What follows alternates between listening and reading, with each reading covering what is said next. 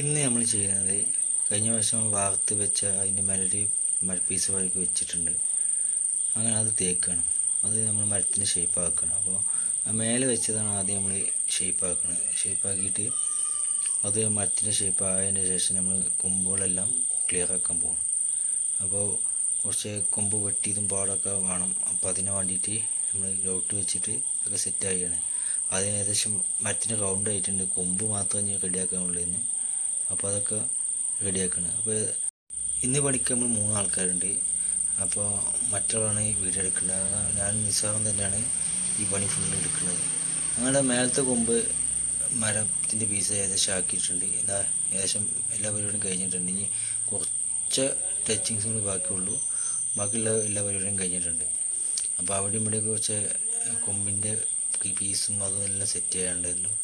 അപ്പോൾ ഏകദേശം സെറ്റ് ആയിട്ടുണ്ട്. ഇനിയിപ്പോൾ ഇതിപ്പോൾ വർണ്ണക്കൂടാരത്തിൻ്റെ കവാടമാണ് ഇത് നമ്മൾ ഉണ്ടാക്കുന്നത്. സ്കൂളിൽ തന്നെയാണ് ഈ പണി. ഇനിയിപ്പോൾ കുറച്ച് ദിവസം നമ്മൾ സ്കൂളിലത്തെ പണികൾ മാത്രമേ ഉണ്ടാവുള്ളൂ വീഡിയോയിൽ. അങ്ങനെ ഇപ്പോൾ ഏകദേശം കൊമ്പിൻ്റെ മരത്തിൻ്റെ പണിയൊക്കെ കഴിഞ്ഞിട്ടുണ്ട്.